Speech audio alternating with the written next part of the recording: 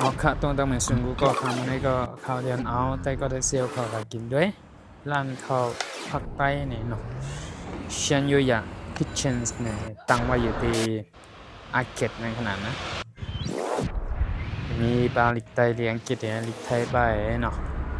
อันนี้ก็จะเป็นบรรยากาศในร้านค่ะนะข้าวผักก็มีดังโชฟูอุ่นนี่ก็จะเป็นมีเชมีโอฮะเนาะก็รสชาติก็อร่อยใจไรอยู่ฮะนะอร่อยดีฮะอันนั้นก็จะเป็นเพราะว่าพี่น้องเขาให้กินข้าวผัดไต้นี่ก็อย่าลืมกว่าบันเอ็นบันแห้งฮะนะก็มีหลายเจอหลายมีโอกาสได้กินไต้มีดังข้าวปุกครัวถั่วปุจ๋อถั่วปุซิ่งในขนาดเนาะเดี๋ยวก็สิเจสไหนร้านพี่น้องไต้ขนาดกับบันเอ็นบันแห้งกันนะ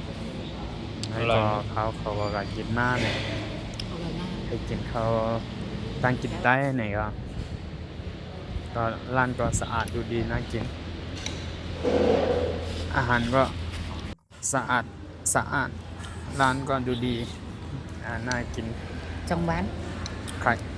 ใครก็เลยอยากกินผัดเส้นกระซ้อยแหน่นะถั่วปุกกระซ้อยแหน่นะครับแนะนำค่ะมีตั้งเข้ากับอาเขตกำเหลียวฮันเลยนะตั้งเข้ากับอย่างสถานีรถบัสนั่นน่ะเนาะบัสสเตชันอร่อยฮะแนะนำค่ะ